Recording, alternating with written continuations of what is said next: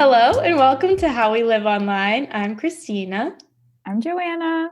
And this is season 2.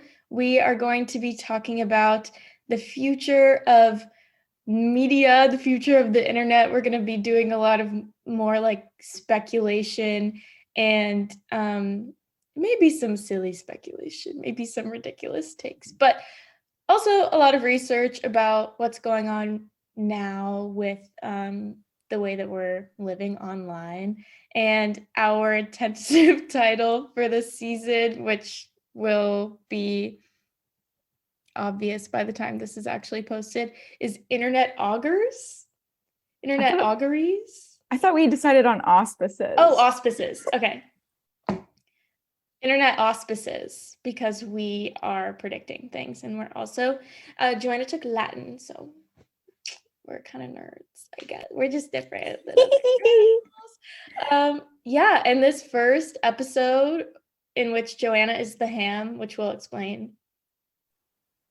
Are we going to explain what a ham is? I think the ham is too funny not to tell people what the ham is. Anyway, so Joanna's the ham, and she's going to be walking us through this idea of streaming versus physical media, which was influenced by this tweet that I saw by the Twitter user That Hagen Girl. I will link the tweet. But anyway, in all caps with that meme of the girl at the music festival holding a guy close to her and yelling in his ear, it says, "Streaming only creates the illusion of infinite choice. In fact, our access to films hasn't been this tenuous since the pre-home video era. The average blockbuster carried about 3 times as many films as are currently streaming on Netflix. Physical media is more important than ever." Yeah, okay. And then I kind of want to explain, do you want to explain the ham? You can try to explain it. Okay, so the ham, we decided, is the person who is like leading the episode. And because you're going ham. Because you're going ham, but also like the comedic sense of the ham. Which you comment didn't... below if you know what the comedic ham is, because I didn't know what that meant. Maybe because you're not a trained comedian. I guess. Joanna was voted most likely to be on SNL in high school, and I campaigned to be Secret Crush and didn't win. Do you remember that? That you campaigned? Yeah, that I campaigned and still didn't win. No one campaigned. I don't really remember. It's just like you got it or you didn't. Yeah. And I was like, I want to be Secret Crush. Well, maybe I actually had this thought about Secret Crush the other day, which is that, you know, the Secret Crush probably didn't even win because they were so secret. Right. Like there's the secret crushes that won, but then there's like the true secret crushes who are so secret that there could never be like consensus on who the secret crushes were. Oh my God, you're right. So you could. I know, but I wasn't even that. Gosh, how do you know though? You couldn't know because I made it. I opened the door to like you can admit that you have a crush on me. Oh, I see. No but then you couldn't even be the secret crush because you made people admit it. So you would just be a crush that a lot of people have. I just wanted evidence that people had a crush on me. And comment below. What? Comment below. Yeah, you have a crush on Christina. Please, even now, if you do, you can let me know. Oh, okay, wait. Let's also backtrack. So Joanna's the ham, which means I'm the green bean because I'm the side dish. There are like 3 kinds of ham. There's like ham that you eat, which we have a theory about. And then there's the ham that is the person going ham for the episode right now. Then there's the comedic ham. And our theory about ham, the meat, is that hot girls like to eat ham, but only weird hot girls like to eat. It's the type of girl who likes to eat ham. Yeah, it's a hot girl who used to be a force girl, or the hot girl who maybe like, I don't know. I'm just like, she's hot. She's hot, but she eats ham. I think that like sums it up. She's hot, but she eats ham. Yeah. Now she eats ham, she likes it. Yeah, she chooses ham. She chooses ham. in the lunch line. She wants ham. Okay, and then Joanna and I, as hostesses, have been friends for years and years and years. Like, That's true. this is why you should listen to us. We have chemistry. We have friendship. We have laughs. We have a history of presentations, which That's also true.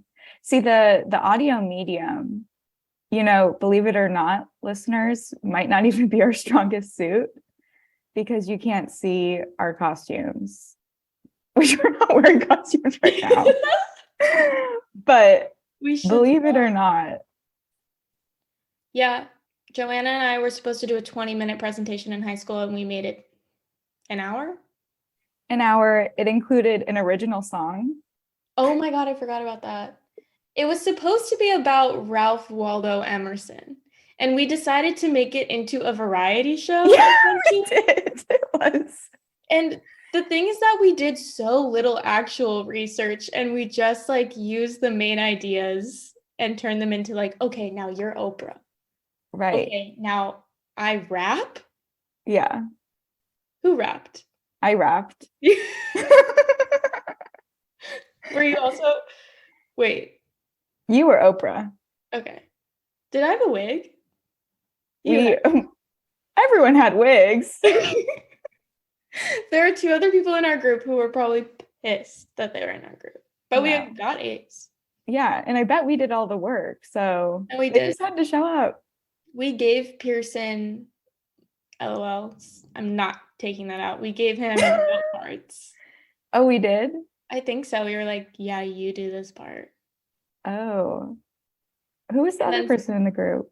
I don't remember, but I think it was a girl.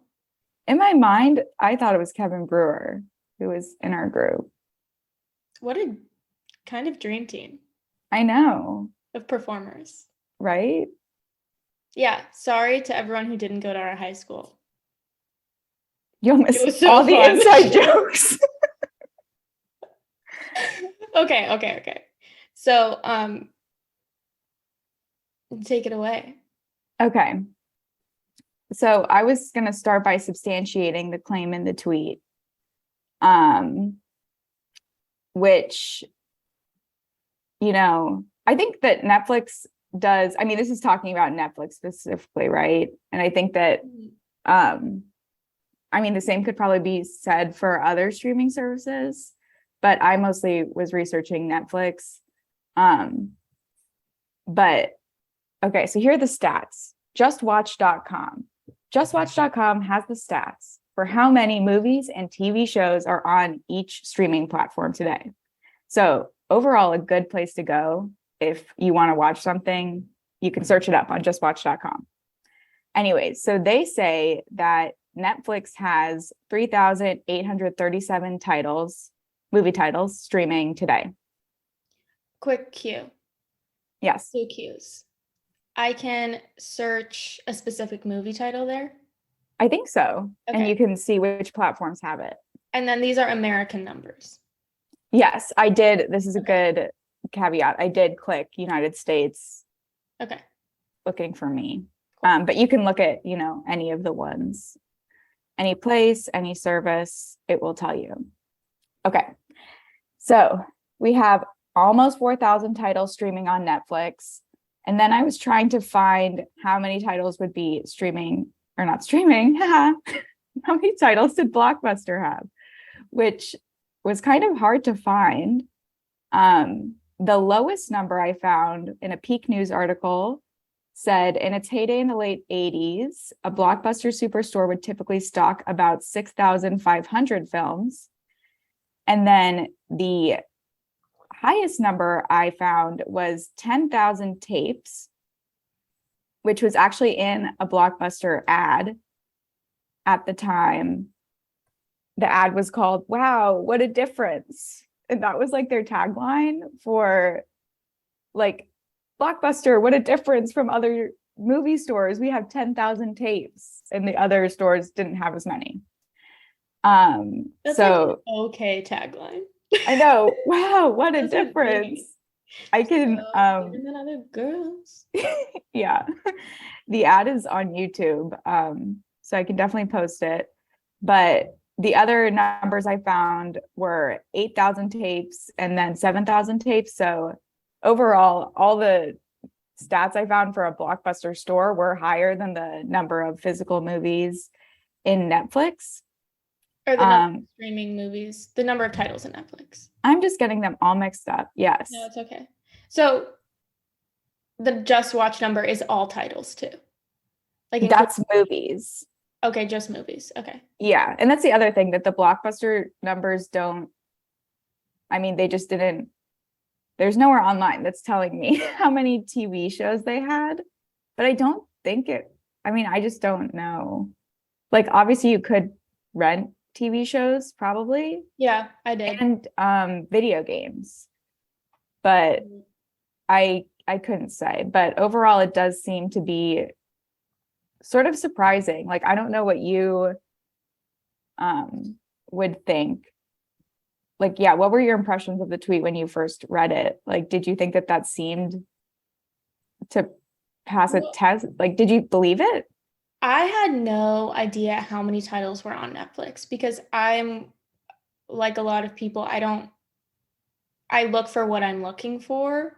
Yeah. I don't really browse. And I also think that like the way it's set up is kind of anti-browsing almost because it's like so, the titles take up so much space. Like I kind of just want to see a list, and I'm sure you're gonna get to that at some point, but like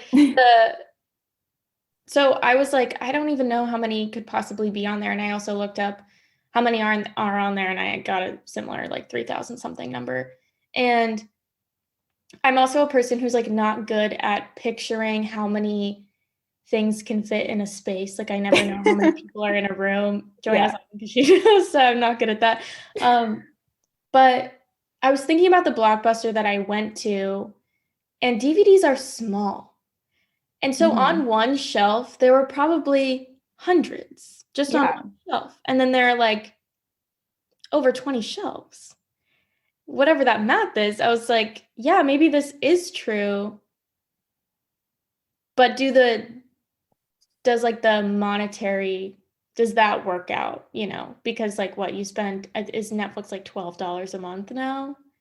Yeah, I think that like that's an important question of like still access. Like just because Blockbuster had more movies, does that mean when Blockbuster was more prominent, you had access, or the average person had access to more movies? Or do we have more access now? You had to drive to Blockbuster and pay $3 or $5, like $5 for 3 days for the movie, and you only get one movie. Which like one argument about that is like that's almost half of what you're spending for the month of 3,000 titles to just get one for 3 days. But the opposite of that is like, yeah, but this slower consumption means that like I watched that movie every day for the 3 days. Like I got a lot of time out of it, and I was also actually watching the movie, whereas I turn on Netflix and I'm on my phone, Yeah. So it's like quality of consumption. Yes. I have a few ways that I think that like the implications of this new kind of streaming versus physical media access. I think it has implications on like the industry of movie making, filmmaking stuff, the consumer, and then also like the art itself of like actual movies, So we can talk about some of those. So one thing that this kind of reminded me of is a story from December 2021 when the Black Widow movie was released. And Scarlett Johansson made a big fuss, and rightfully so, because in her contract, she had been, so she was supposed to receive 20 million upfront for the movie, but then could earn more from the sale of movie tickets, right? This is called back-end compensation, I guess. But then Disney, in an underhanded move, decided to stream Black Widow on the Disney Plus app the same day it was released in theaters. Yeah, so in this article, I think it's in Bloomberg, they said that this boosted the company's streaming subscriptions by a lot, which is actually the metric that shareholders care about most. And yeah, so Scarlett's legal team said that she was robbed of as much as $50 million because Disney made this decision, which I thought was kind of interesting. Like, one, very backhanded on the part of Disney. And the title of this article was something like, will people like Scarlett Johansson ever make money in this town again? Which I think is kind of a ridiculous because she made $20 million already. So obviously she's making money. Yeah. But that is really interesting. And I think like, a lot of economic transactions are sort of hidden from us lay people, but this is one that I'm really interested in, of like, how much money do actors make from movies streaming, like a royalty? I don't know. Or is it like, just a sale of a movie to a streaming service? Or in this case, it's like a Disney movie, so they release it on their own platform. And so they're not making money from having that movie there, except in the new subscribers. Yeah, there's a lot of industry implications, I guess, along that front. Yeah, so because I understand that these streaming services, unless you're Disney and you do own the IP or whatever, like I figured that they like rented the licensing rights for a certain amount of time. That's why like things are on Netflix and then they leave Netflix. So yeah, I think that's true. Yeah, and this also reminds me of that video of it was Brad Pitt, I'm pretty sure. Hold on. Oh, no. This was Matt Damon. Okay, this was Matt Damon. Yeah. Okay. Of Matt Damon saying in an interview, essentially like, movies now you have to make your money in the theater with ticket sales, because once it's streaming, you're essentially not making any money anymore.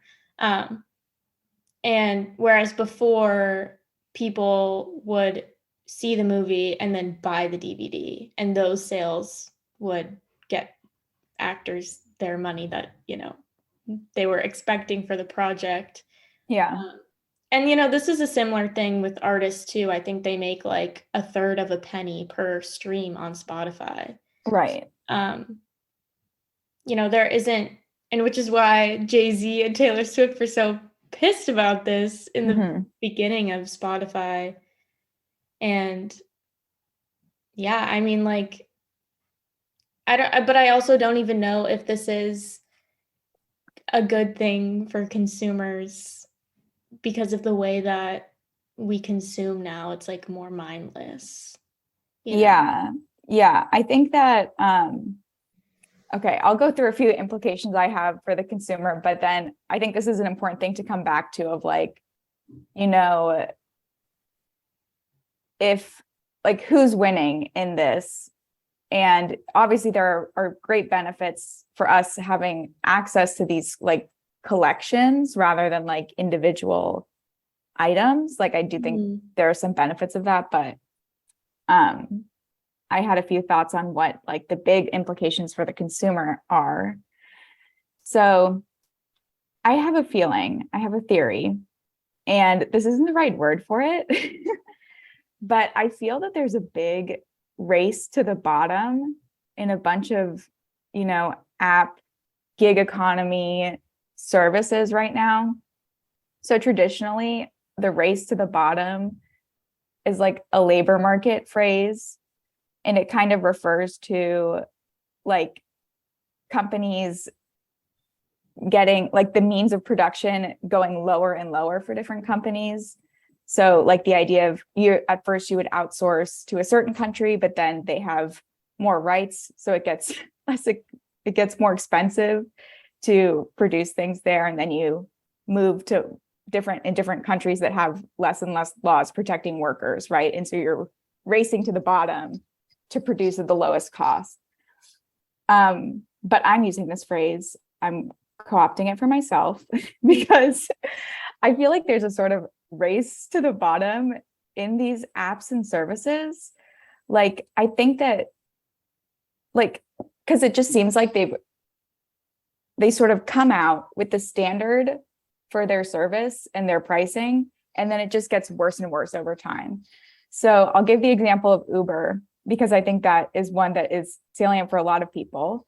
So, and there have been a lot of articles about this, that like Uber was not priced in the beginning in a sustainable way, but they get people used to the idea of using their service with these artificially low prices, even though they're not actually profitable, right? Right. And then over time, they have to change their services, and then it's just not as good of a deal anymore for consumers. So in streaming, we see this everywhere, right? There's price creep on all the platforms. They're always raising how much their service costs. Disney Plus recently got rid of the bundle option. When before there was, you could bundle Disney Plus with ESPN and Hulu, and they're not doing that anymore. Netflix is introducing ad-supported tiers, which I think will be for a less price, but with the price creep, that's probably going to end up being the same thing that you were paying for, no ads before. Yeah. And then they also are, sorry, I was listening to something about the Netflix move to ad supported, and because of licensing agreements, this is just like interesting. Maybe you already know it, but like there's going to be content on Netflix that you can get with the ad supported tier, and others that you can get with the like subscription. And supported. So is the ad's going to be free? The ad will not be free. It'll be like Hulu, I think. Like I think it'll be like $5. Okay. But because of licensing rights, like you sell like AVOD, which is like ad or ASOD. I don't know. Wait, I wrote it down. Let me see. There's like, okay, so there's AVOD, which is ad supported or ad video on demand, and then SVOD, which is subscription video on demand. So, which are just like two separate ways to like sell your licensing rights or like rent your licensing rights or whatever. So, I mean, like if you pay $5 or if you pay $12 for Netflix a month, you're not, like, both of those things don't even get you the same content. Like it's not like the ad supported tier will get you the same things as if you pay $12 just with ads. Like right. Different stuff. I think that's how Hulu is, right? Is it? Okay. Yeah. Because is Hulu like when you finally get premium, which I don't have? Yeah, me neither. Does that like include Showtime? I don't know. I feel like that's always my fucking barrier to watch something. It's like, oh, you need to upgrade and get Showtime. No, I so agree. And Google does not do a good job, because I don't, now I'll go to justwatch.com. But before I would Google, like, where can I stream blank movie? And it says, oh, you can stream it on Hulu. But then I go to Hulu and it says, yeah, you need a premium subscription, or you need Hulu Live TV, or you need Showtime. Yeah, or you need YouTube TV, or you need blah, blah, blah, blah. It's too confusing. And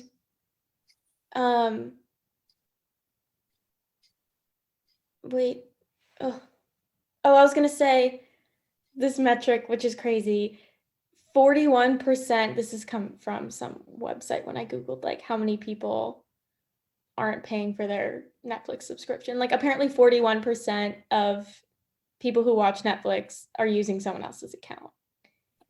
Okay. But what does that mean? This is my question. What does that mean? It means that there's password sharing. But what does that mean? It means that I use my boyfriend's HBO and I don't pay for HBO.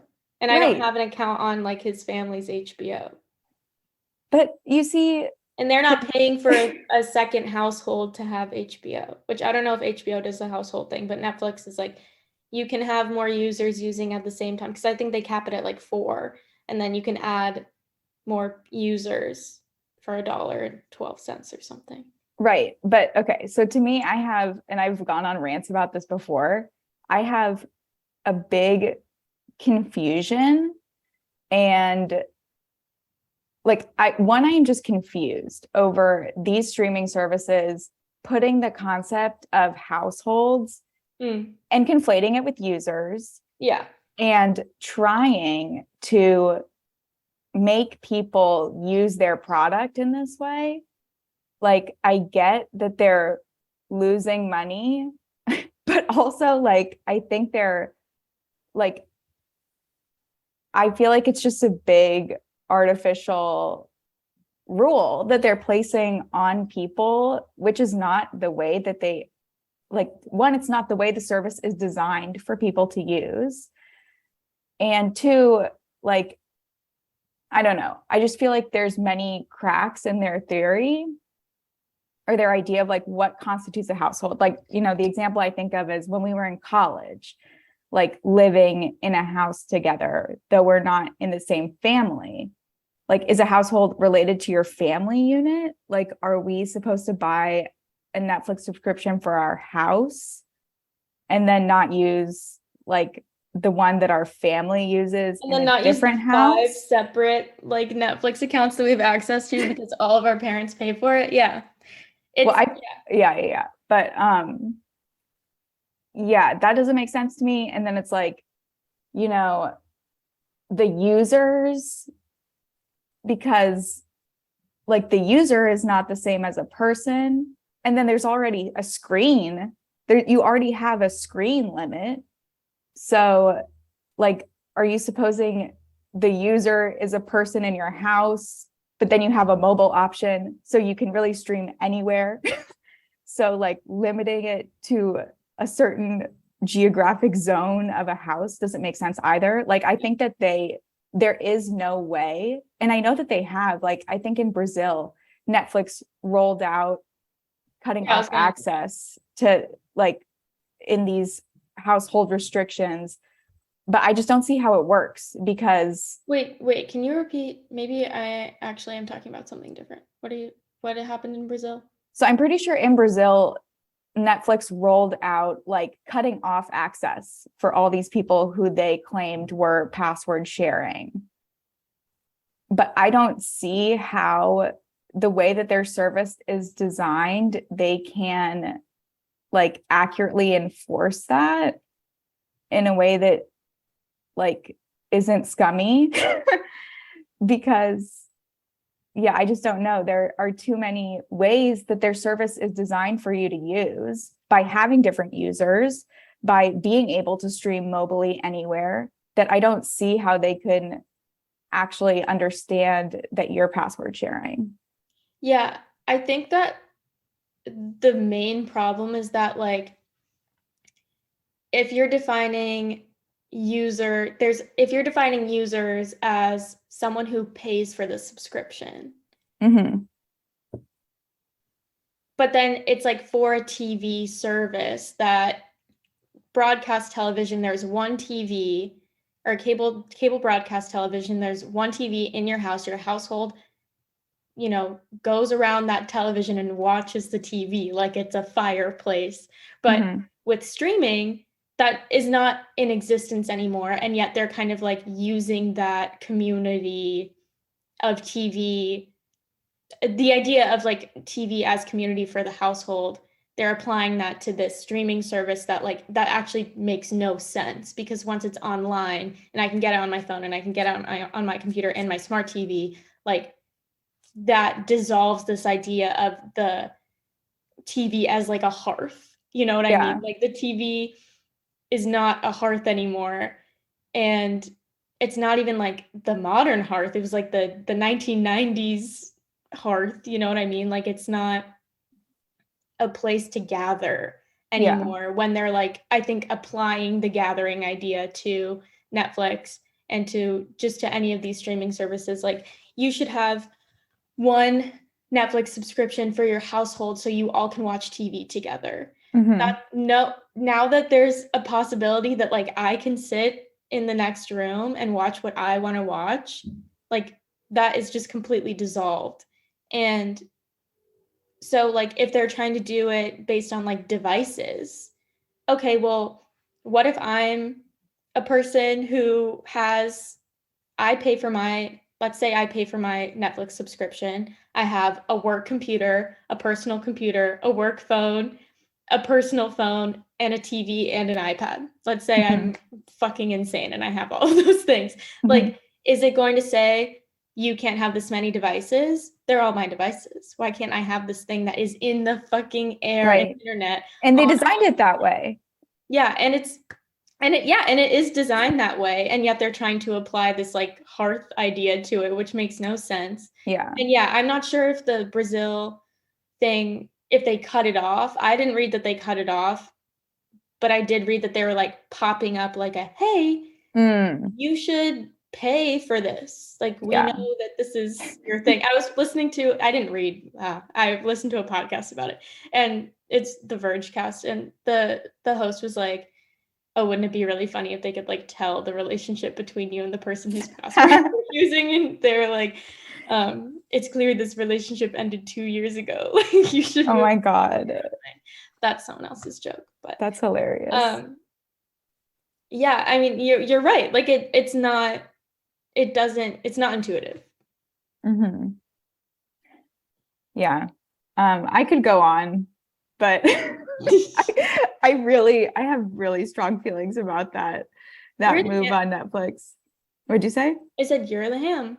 I know, but I You can go won't because wherever you I want. must stop. I've already talked too many people's heads off about how I don't believe in that. You actually were easier to convince, I feel, than most people. Most people, I don't think I've actually convinced them. They're on Netflix's side, which Why would you be on Netflix's side? I don't know. They just really love Netflix's, I guess. They think Netflix. that Netflix's won't come after them eventually. But okay, just to talk more about subscriptions, right? Because I think this is really interesting, like how many things have moved to a subscription model. I think Tesla has been one of the ones that have been in the news recently. I don't have a Tesla, won't ever get one. Wait, But stop. Okay, I you. are you getting a I have to. Tesla? I have no. I have to. Yes, I'm getting a Tesla. Yeah, Congrats, I'm getting a girl. truck. A Tesla truck. Yeah, I'm getting one. Oh right, Tesla was a truck, of No, course. of course I'm not getting a Tesla. But anyway, the same podcast that talked about the Netflix thing also talked about this Oh thing. my God. You go. I'll I link. gotta, I gotta be, I gotta get in touch with them. We're on the same wavelength. Yeah, Maybe it's the Google algorithm pushing us into the same hole. the Okay, algorithm. the algorithm, galglers using the algorithm. Okay, but yeah, so Wait, new podcast? okay, that's enough. All right, so Tesla subscription. I don't know much about it except for that it exists, right? That like Tesla is making people subscribe to some of their premium features in their car. I think this is one of the things that's like so interesting, like as subscriptions move more into like actual physical hardware that you're subscribing to. Obviously, that's the software still for Tesla, right? But it's for your car. But that's crazy. Like that, it's just hard to wrap the mind around, right? That you have to pay per month to access features for your car. That would piss me the fuck off. I know, right? I paid for a Tesla, which is already like, I think right now, very hard to get because of Yeah. I was gonna say blockchain. My Microchip. brain. What's it called? Microchip? I guess whatever the production of it is. Wait, no, not really hard to microchip. get That's that. the vaccine thing. Oh, microchip, blockchain, crypto, bro. Because of that. No, because of the Yeah, the NFT that goes in the the NFT that pops up on the iPad inside your Tesla. yeah. No, what am I saying? It's The like the something. God, the neither of us can think of it. the Okay. making things and the I want to say trade market merchants. I think it's just the chip. Yeah, it says microchip. No, I'm talking about how like it's really hard to get a Tesla right now because the production is difficult because they can't make them. Isn't there a shortage of Teslas because of like I the think it's cars in general, Okay, yeah. but Anyway, you could it's be already talking so hard about, to yeah, get a yeah. car once I finally get my fucking Tesla and then it doesn't work all the way and I have to pay a fee for it to work. I will be very upset. And Yeah. then what happens if you like run out of storage in your Tesla and then your Tesla's like, please upgrade me, please upgrade me. I Okay, can't work anymore. can I admit that I actually did, like, literally last week, buy Google Cloud Storage? You have Apple Cloud I Storage, know. right? Yeah. It's a See, fucking it's a rack. It's so stupid because my devices can't hold the amount of stuff that iCloud can hold. So okay. why do I even have iCloud? Oh, I have to actually, maybe this will be another episode. I can't even talk about it because it's so annoying. But I need to talk to I need to like call an Apple genius or something. But it's also frustrating because they can't recommend me good storage ideas outside of Apple. Like if I call them, they're gonna tell me. in the I'm gonna cut internet myself off. cafe. In the internet cafe, we'll call an Apple genius.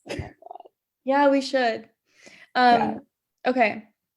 But the other one that I wanted to bring up, Apple is rumored to later this year be rolling out an iPhone hardware subscription. So you would be paying monthly for your physical iPhone, like not through your cell phone carrier, like for however many months, like those kind of contracts to buy a new phone. Like this is like actual a subscription service for an iPhone. But and it's not a payment plan. It's not like you No, eventually stop paying. no. What what about the people who already have iPhones? Are gonna like Well, am I you gonna wouldn't do it. No, no, no, no. It's like for a new one, I think. I fucking hate that, but obviously, yeah. Okay, that makes sense that they're doing that.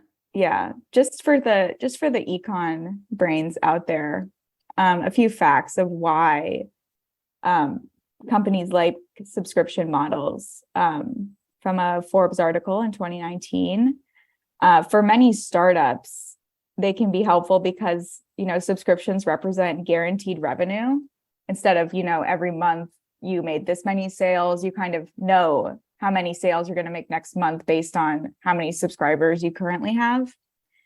And then, and I think you mentioned this earlier, Christina, there's another factor at play, which is sort of the psychological effect of subscriptions and how they're connected to the idea of like the sunk cost fallacy.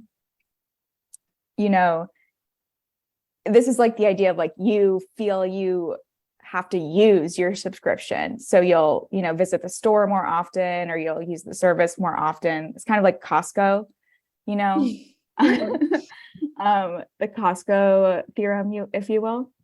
But yeah, I think that's really interesting. Like, and I would spend hours thinking about like, well, for me personally, in my streaming habits, I know, and the way my family does it is like just each one of us kind of pays for a different service and then we all use them. Mm-hmm. So I think myself personally, like I know I pay for Hulu, but in a given month, probably I don't actually use Hulu. Maybe someone else in my family uses it, but I feel like for me personally, like there are way more months that go by that I'm not using a streaming service than I am, just based on my habits. What would you say? For me, Yeah. I have access to, so I don't pay for any. I don't Wow. even pay. Stream queen. I'm like really blessed by the people who have given me their passwords and my parents pay for my Spotify. Like Spotify is not even Oh, expensive, wow. but they paid for it in high school. And so they still pay for it. But also it's like the family Spotify. I like linked my thing to the family Spotify, whatever. Okay. So, my parents pay they got the bundle of Hulu and that thing when it came out because my dad wanted my brother and my dad really wanted Disney Plus for The Mandalorian, which, yeah. We already had Netflix. I used my boyfriend's HBO, but recently my parents got HBO. And I don't even use my parents' Hulu because they only bought Hulu like last year. I was using my grandma's Hulu. Oh, right. So yes. My parents pay for my Spotify. My parents pay for my access to Netflix. I use my grandma's password for her Hulu. I use my boyfriend's password for his HBO. And then my parents also have Amazon Prime. So I use the Amazon. No, I don't really watch anything on Amazon Prime Video, but I literally have all of them. Wait, and can I just say another hole in this household argument is that you're saying these things, and I have literally watched with you things on these things. Yeah. Or if you're not home, when we used to live together, I would use your grandma's Hulu because it was what was connected to the freaking TV. Yeah. So does that make me a password sharer? I don't know. I'm just sitting there. It does. It like scans my retinas and it's like your genetics. That's the next thing. It's like Face ID. Is this your streaming thing? Yeah. Anyway. So yeah, I have access to them all. What do I actually use? I turn on Netflix to I recently actually wanted to watch something on Netflix, which was the Love is Blind after the thing. And then I watched like some stuff on HBO. As long as I have access to other people's passwords, I'm not paying for this shit. I'm not, because I actually don't watch TV even every week, I would say. Yeah. But if I had more time, I certainly would. Yeah. Actually, no, that's not true. I use a live stream to watch The Bachelor. I don't even watch it on Hulu because I want to watch it when everyone's tweeting about it. Yeah. So, but it's a pirated live stream, right? Yes. Yeah. Yeah, so I don't even use my subscriptions that I don't pay for that. Like I use a pirated live stream for that. Right. But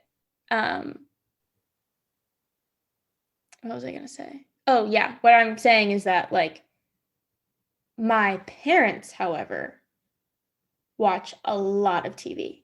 My mom watches everything on all of the platforms. All 3,800 titles. I was like, how the fuck does she watch all this stuff? And then I was watching her watch the Addison Rae movie on Netflix. Wait, she's all that? Yes, I didn't watch it. He's all that? She's all that. I watched the first like 2 minutes because she was like, come watch the beginning. It's so cute. She's seen it before. Well, no, she watched it. I came into her room and she was like, I'm going to rewind. Oh. And then I watched her just like click to the middle of the movie. And then click to 2/3. Like how people read a book. Huh? Like how some people read books. Yeah, she was just like, clicking the time markers where like things are happening in the movie, obviously. Yeah. And she watched it that's that way. Funny. And I was honestly, like, that is mindful consumption, I feel. She is making choices about how I want to see where things go. Yeah. I remember in 8th grade, I went to Suzanne Dolan's house. And I don't know why, but her dad was like, we're going to watch Rambo. And we went to her basement and I was sitting on this big chair and I was like, I don't even want to watch this like macho man movie. And I didn't have to even sit there for long because her dad had seen the movie so many times. He was like, I'm just going to rewind to the best parts. So I sat and watched, me and Suzanne basically watched her dad hit play, explain why this was good, fast forward, contextualize play, then that was it. Wow, like an original like movie reviewer. Yeah, I was like, okay, cool. Wow, I love that. And that's all I needed from Rambo. For me, that's all I needed. Now I know what Rambo is. Very true. Yeah, so the other thing I thought was, this is getting into more of the speculations. Yeah, let's go. So I think like this, and we're sort of already talking about it, of like the different ways we consume this media. Like, I sort of have a theory that like the greater access we have to these things is giving them less and less value. Like, and especially like the binge culture, like it's just so crazy to me, like that's something that was spent, like so much money and time is spent on writing, producing, and like putting together these things, and you can just consume it all in a second. Like, I think it's like, for me, like just the disconnect mentally between that whole process and then the pace at which I can consume something now is sort of mind-boggling. And I feel like there's just this interesting way that like the perceived value of this stuff, I think, is a lot lower for people. Yeah, I agree. It's not special anymore. Yeah. And then I think that is like, I couldn't really find anything on which also like digital piracy is obviously increasing because one, like there was, I don't know, I guess because like digital piracy is like a relatively new thing, you know, since like we didn't always have access to these technologies. And I think it's one of those things that like, you know, the pirates are always ahead. They're always using the new thing to, like, they're always one step ahead of whoever's trying to keep them from pirating things. Pirates. Yeah, the pirates. Arg. So the Chamber of Commerce estimated that $29.2 billion is lost to piracy each year, which I think is kind of crazy. And I listened to this interesting talk by some research librarians at Portland State University about the habits of Gen Z and millennials and their media consumption. This was more specifically talking about ebooks and audiobooks, but you know, other media too. And the rates of piracy among these populations they surveyed was actually crazy. Like, it was over 50% of Gen Z and millennials who were engaged either like primarily as pirates, like selling pirated materials, or for sure like consuming them, which I think is just really interesting. And like also goes back to, you know, the Matt Damon clip about like, in this new world, like how are these important, you know, non-blockbuster movies and more indie movies and TV shows, how are they supposed to get funded? How are they supposed to be produced in a world where all this is incentivized, you know? Yeah, there's no way. I don't know what I'm even saying. It's crazy, basically. So are they including piracy as like using someone else's password? I don't think so. I think piracy is literally like, you know, well, they might define it differently in these different articles or studies. But like, so in this one article that had the Chamber of Commerce citation in it, they were talking about how actually, and that was for movies, you know, they were talking about how the Spotify digital podcasts are the newest way people are pirating things, because they'll, you know, have their digital podcast be like the Minions movie or something like that. And I don't know if you've ever, like, when you're scrolling through TikTok, you know, they're live streaming different movies. Like, I think that's probably one of the most common ways piracy is happening right now. But also, like, on Amazon, for example, tons of pirated materials are being sold. But Amazon is such a terrible regulator of products, like they're not doing anything about it. So there's a few different ways that like actual piracy is happening, in addition to, you know, the idea of passwords and stuff, like, because I guess that is sort of also you not paying for things. But Yeah. Yeah. There's probably so much on Twitch. yeah, true. Yeah. And this idea of like, there's too much, like the rate at which I can consume is so much higher than the rate at which anyone can create anything. I talked about in the episode about last season about, oh my gosh, Lil Michaela and like influencers or CGI influencers, like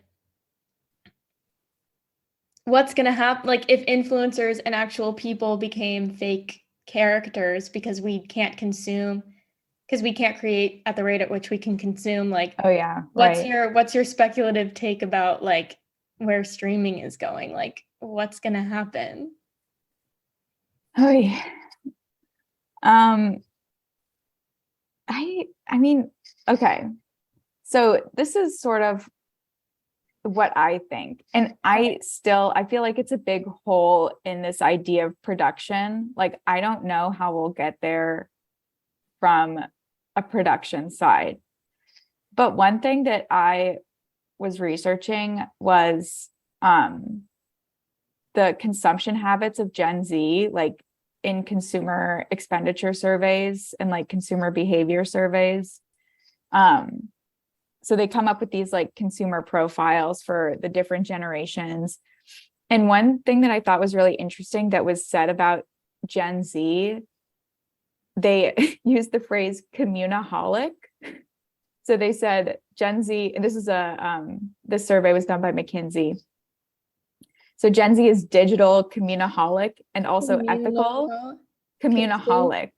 Like, wait, consumeaholic?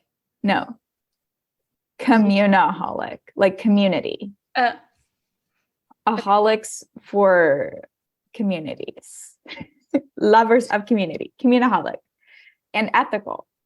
So they still, and they really like, you know, they're raised in this idea of the gig economy, where you don't necessarily own or possess things, but you still have access, which I think is like really this interesting access that we're sort of walking right now with the streaming services, that like this is something that we don't necessarily own or possess, but we can access. And yet I think it's still not totally aligned with these behaviors of Gen Z as consumers, and that it's not completely ethical. It doesn't really have this community feel to it. So I sort of feel like, you know, maybe the consumer behavior of Gen Z could drive these services towards more of like the digital subscription model being offloaded to like a community resource such as a library, right? So already some libraries do offer some streaming services. So there's Canopy, which is, I guess, sort of like a more educational streaming service that a lot of libraries license. You can also have other kinds of digital subscriptions through libraries like the New York Times, Washington Post. A lot of libraries license those.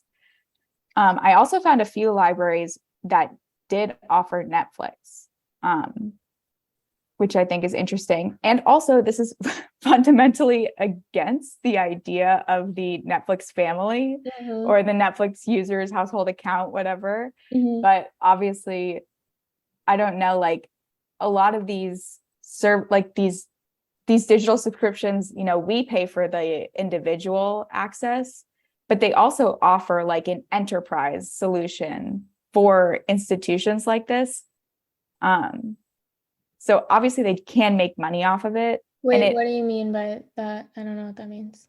Okay, so enterprise solution. So like, for example, the New York Times, you and I would pay for an individual subscription, right? But Arlington County might say, I'm going to pay for the enterprise subscription so I can give all of my the people who have an Arlington County library card, you know, that can access this service. So that's like I think that's what a lot of different companies call it, is like an enterprise Okay. type of subscription. So I feel like for most people, this would reduce the sunk cost because you're still obviously paying for the service, whether it be through your taxes or if it's through your college, you're paying tuition, but you're probably getting a better deal because of the higher volume. Like in an enterprise type of subscription, it's like Costco again, since it's more people, each individual person is paying a smaller cost, I think. And also libraries still have physical movies, a lot of them. So you could still access those things too. But yeah, I kind of, in my mind, I connected that with the behavior I saw in the Gen Z consumer surveys, that maybe, things like that will become increasingly more popular. And then another thing that I'm curious about is Redbox. Like, they're still everywhere. Do they work? I think they work. I mean, I don't know, but they're everywhere. I never used Redbox in my life. I maybe have used it once, but how are they still in business? I want to know about that. I don't know. So are you saying, so the consumer like behavior of Gen Z is that they pirate a lot, basically? Yes. And is that the main thing that made you think like people are just going to want to, have community resources for this thing? Because like, well, so in the consumer research on Gen Z, they say that Gen Z is interested in digital products. They're a community-based generation, and they're also interested in consumption anchored on ethics, which is antithetical to the idea that they're pirates. But again, I don't know if it's different preferences balancing out so that pirating is the most important thing. But yeah, so that's based on the consumer research of Gen Z. Right. Okay. So not to be a cranky person, but if Gen Z is saying that they prefer ethical consumption, and yet what they're doing, like in a survey, they're answering like, I prefer ethical consumption, but then like the actions that they're doing is pirating. I feel like there is like what I would love if, I could access a community resource that gave me all of these things. And I think that like government subsidizing entertainment and art would be wonderful. And I see that, like, I would love that. I'm so like, but if like we can pirate forever, don't you think people will pirate forever? Okay, here's what I think.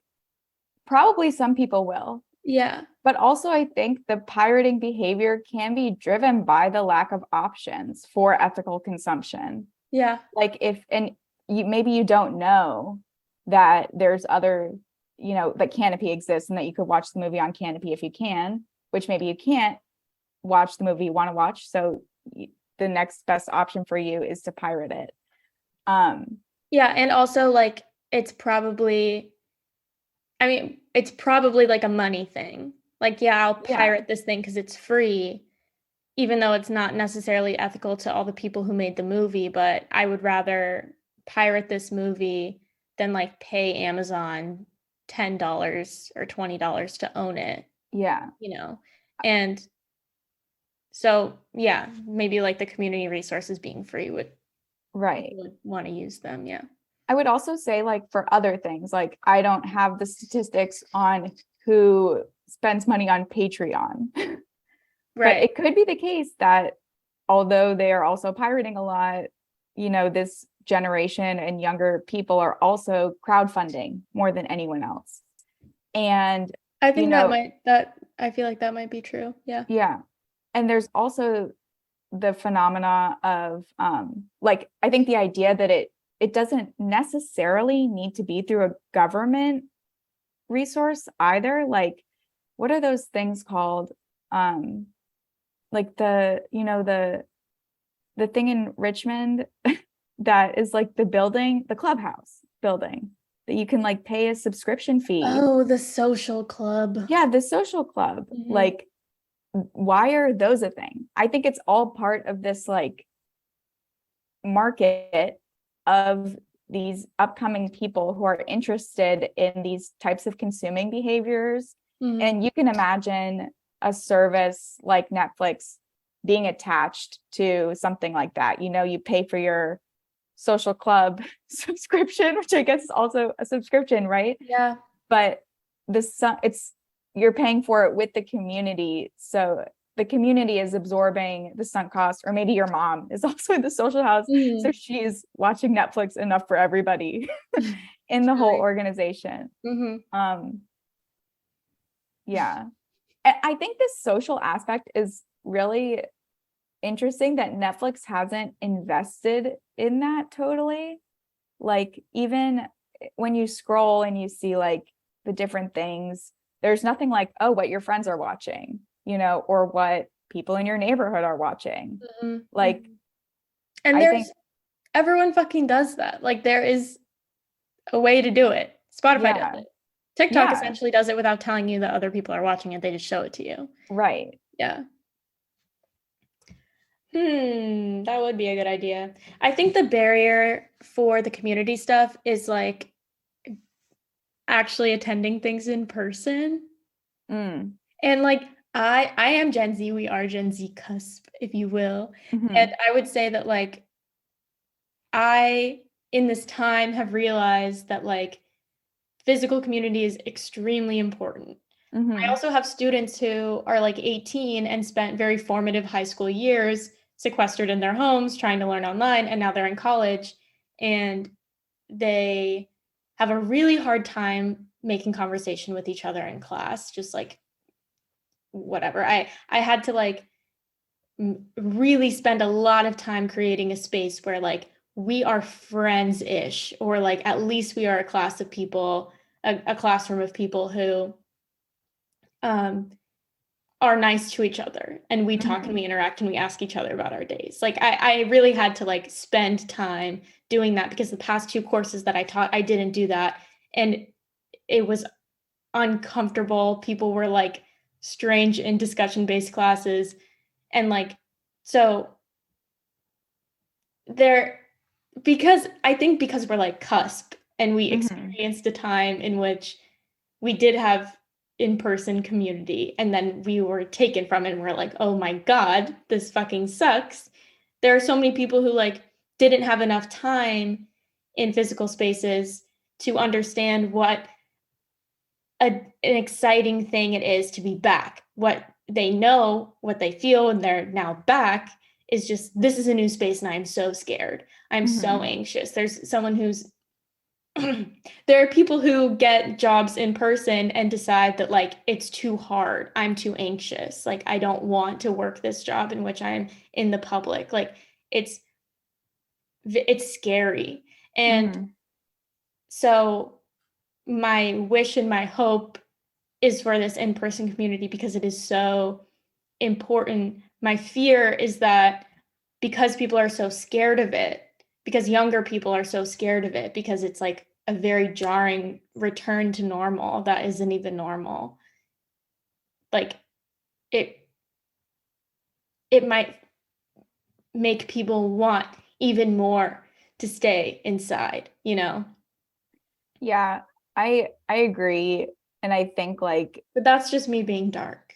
No, I think it is true that like, because even my argument and my hypothesis, the only way it works is based off of this consumer profile, a business driven, that like, this is how Gen Z consumes. Yeah. Right. It's not, I mean, we can imagine that this would make consumers better off, but that in itself, and like the idea that humans are happier in-person experiences, it is sad that things like that will never actually drive an outcome, right? They all have to be like driven by a business incentive.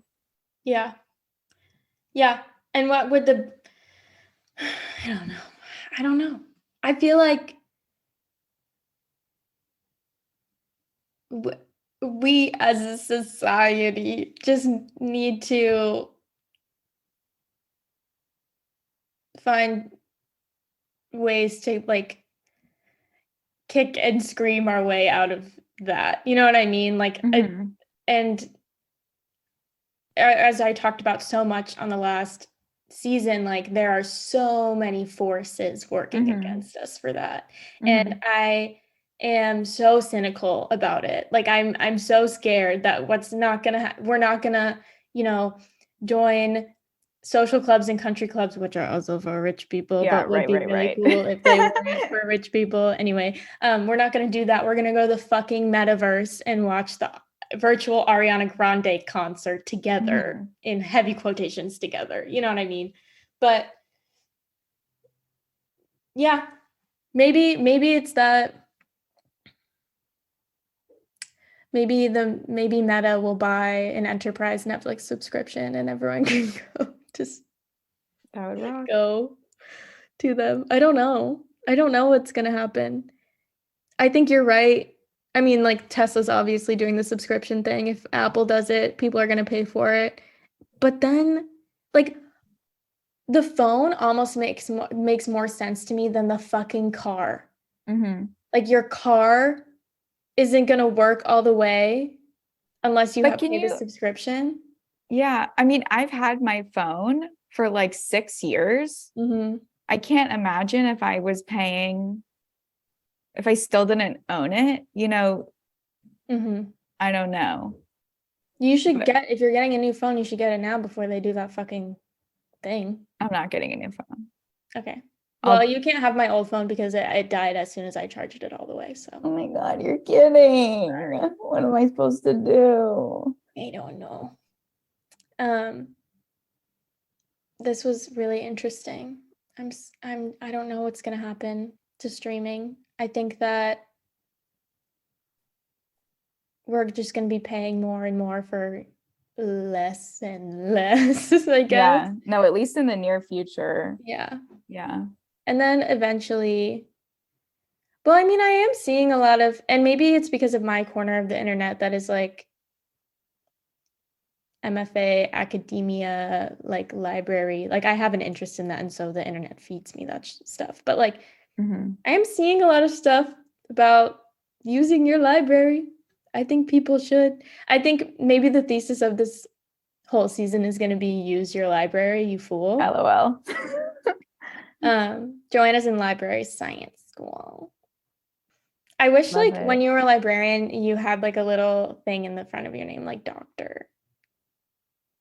You know what I mean? Well, I could put one there. Just for fun. You'll be Joanna Schroeder, like MS? Wait, Master of Science. Yeah. I'm getting a Master of Science. Okay. But I can say, I could change my first name to library. Or doctor. Doctor Library. First name doctor, last name library. Dr. Library. Yeah. Well, thank you for being the ham. You're welcome.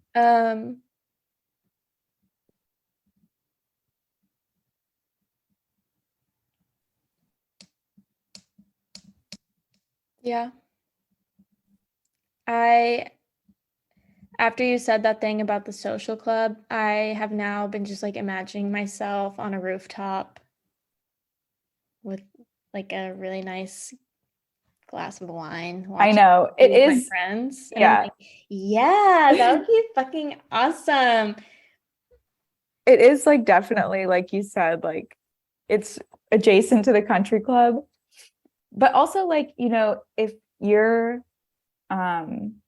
like if you have the library subscriptions and then you have like, if there could be different tiers of options for different things of access, I feel like. Yeah, but then we're basically just saying we should get rid of all of our digital subscriptions and then just pay for in-person. Are you subscribed to a I guess club? you belong? You're are a member? you're a member, but I think that there's something different about the model of community access versus individual access. Yeah, But yeah, it's more fun for sure. yeah. You get more out of it. Yes. You absolutely get more out of it. Yeah. Right. I mean, but still, like those kinds of things, like even your pool, Mhm. people belong to a pool. Yeah. I feel like that kind of stuff is more normalized. And it is the same thing that probably different people get more or less out of being a member of their pool, depending on how much you go. Yeah, and the freaking country club where we're from in Arlington, Washington Gulf, I'm pretty sure you have to spend $5,000 there a month to keep your membership. I can't even wrap my mind around that. $5,000 is such an insane number that I'm like, maybe I'm wrong, but also I believe it. I have no idea. What is there to spend money on there? Golf and going golfing, going to the restaurant, drinking. what do they do if you didn't spend your $5,000? Do they just bill you the difference? That'd be crazy. Maybe. I don't know, because I had one friend who belonged to that country club and he never took me. Are we still at Kevin Salmon? I'm pretty sure he belonged to it. Yeah. I would just also say, not on the record. This is off the record. Like, can you not spend money on, like, I don't know, scholarships for kids? Like, that's a small fortune. If it's $5,000 a year, that's $60,000. No. I mean, $5,000 a month. Oh, yeah. I was going to be like, no, Joanna, it's not $5,000 a year. Yeah. Why not keep that in the episode? Because yeah, fine. No, I can do that. I'm a closet philanthropist. Don't tell people. You're like, this is bad, but what if we gave that money to the less fortunate? You're like, don't tell anyone. That's what I think. Yeah. I want to be invited to WGCC. Yeah. I'm going to keep it in because it's funny. Okay. This is to say, everyone listening, Joanna and I actually did go to Washington Gulf together once for a Sweet 16. And that's how you pay $5,000 a month. So I actually have reaped the benefits of WGCC. You are a password sharer. I'm a password sharer. Thank you so much for listening, everybody. This has been so amazing. The algorithms. We will be back next Monday with a less researched, more chatty episode in which we're going to talk about internet news. It's going to be Christina calls an Apple genius. Yeah, maybe I will. Prank calling an Apple genius. You'll just have to tune in to find out. On our Internet Cafe episode next Monday. Okay. Bye. Bye.